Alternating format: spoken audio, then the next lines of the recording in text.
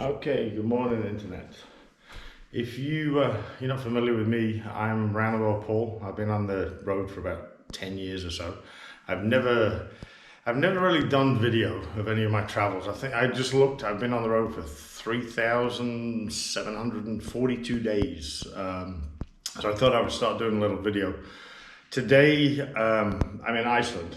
So outside, I'm staying at a friend's house. I've been here for a few days. My bike's just arrived. So I'm gonna head out and do some riding and then try and start doing some videos of my daily rides.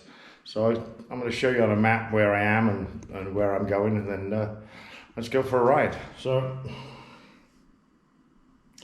here's Iceland, and right now I'm down here in Reykjavik, and today I'm gonna head inland a little bit, and not really knowing what I'm going into. This is suggestions from a friend, and he suggested that I stay here, but this is only about 100 kilometers or so.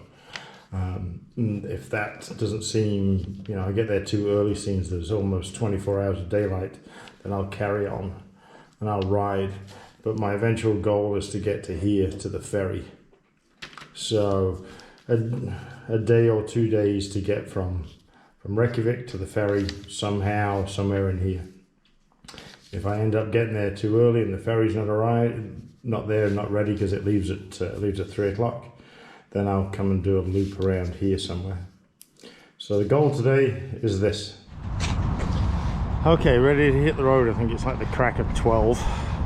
Now when you've been on the road for a while, early starts just don't happen, especially when you stay with friends. Anyway, here's my bike, just so you know what we got.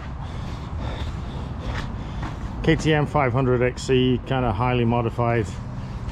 And this pack is probably 3 times the size it normally is. It's kind of funny. I have, because it's one of the most expensive places and one of the coldest places I've ridden in years and years, I have loads of extra clothes, which I'll slowly get rid of, and food. It's usually packed to about here, so that is all extra. So, but it's going to feel a little weird because it's so heavy. But let's go and play with some. Reykjavik traffic. This is my first time riding in Iceland. But I got a lot of Icelandic friends. I used to have motorcycle shops, and I sold a few motorcycles to guys from Iceland. So I know quite a few people here. So everybody's been meeting up with lots of different people, having fun. And don't know if you can hear this, but I'm riding in Iceland, and I'm not on my KTM. Surprise, surprise. I'm on God's motorcycle, and I'll show you why when I get off. But last night I was riding the president's motorcycle, and tonight I'm riding God's motorcycle. This is a Twilight ride about 10 p.m. And if you didn't hear any of that, I was saying I was riding the president's motorcycle last night, and tonight I'm riding God's motorcycle. So just to show you why I'm riding God's motorcycle, because it says it on the license plate. So we're just out doing a Twilight ride. It's probably, I don't know, maybe 10 p.m, something like that. And that's Iceland. I get on the KTM tomorrow. So yeah, all good.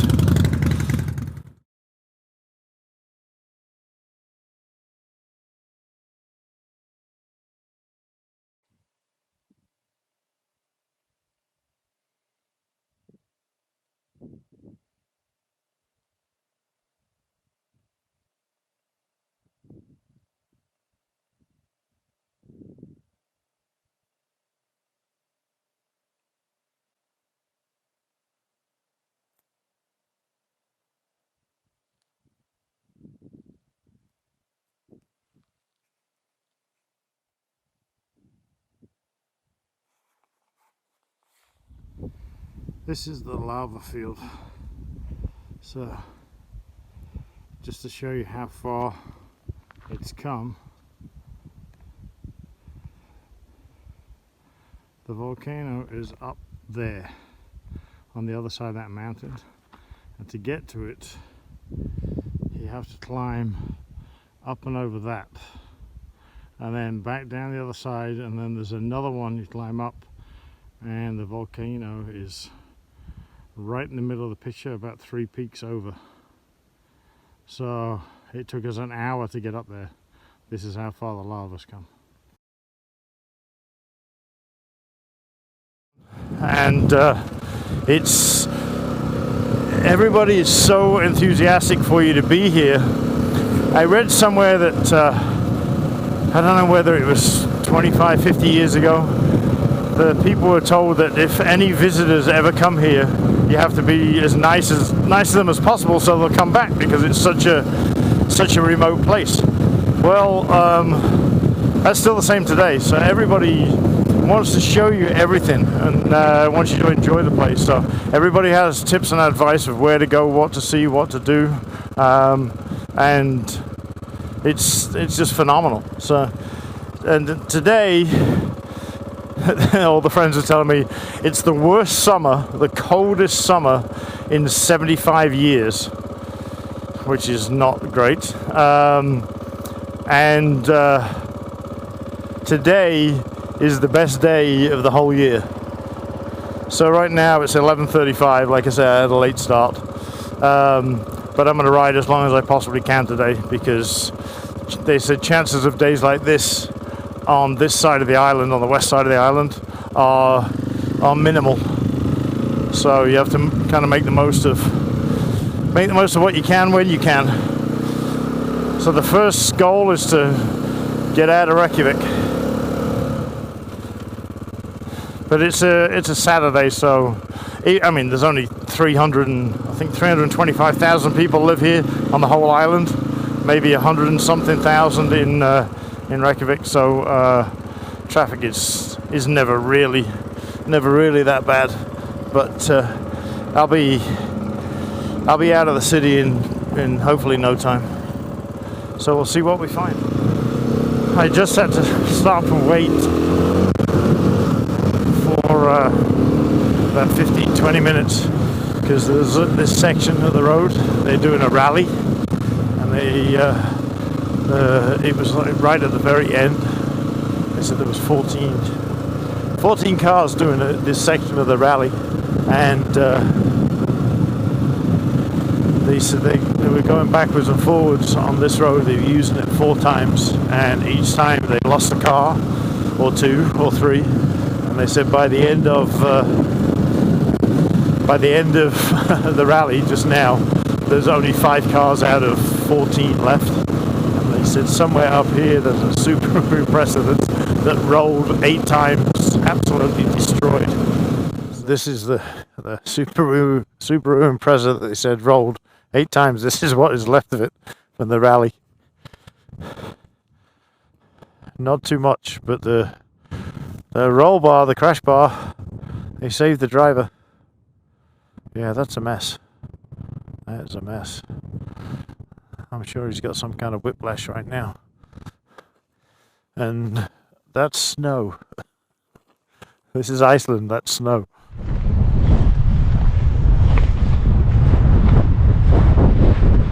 So far, incredible. Okay, try and make it easier to see. That map this morning might have been a little bit small. Okay, so I'm going to walk you through a map. So I'm heading to the West Fjords right now. I'm down here somewhere, and I'm kind of zigzagging through here. Get up to here, and this is where the ferry goes from, and then this goes up to the West Fjords. This leaves at 3 o'clock, so if I'm early, then I'll get my ticket and then I'll leave and I'll come and do all of this here, and then take the ferry north. So hopefully that makes more sense. Still riding day 1. I am heading to the West Fjords, and I was given this track by a guy that drives a Land Rover. So he said there might be some water crossings, and so far I've done 8 in about 4 kilometers. Nothing crazy, but he did say the view was spectacular, and he was right. He was definitely right. Nobody else out here.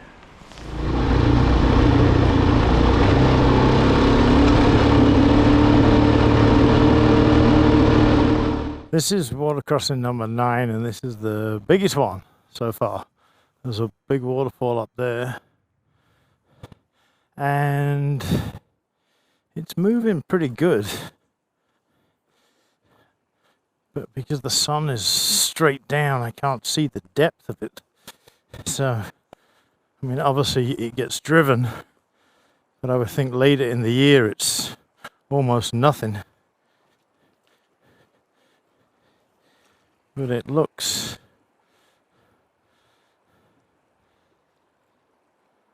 I don't know. There is definitely deep, so I need to go kind of diagonally to the right side. I hope we'll find out. It's gonna be an interesting one for sure.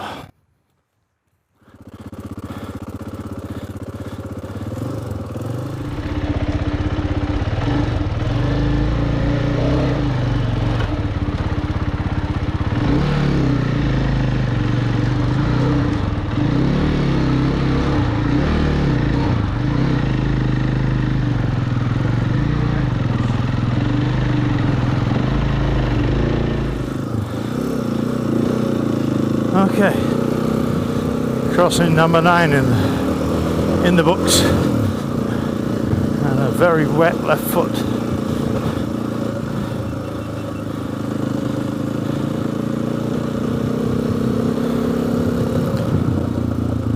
I'll stop up here and empty my boot.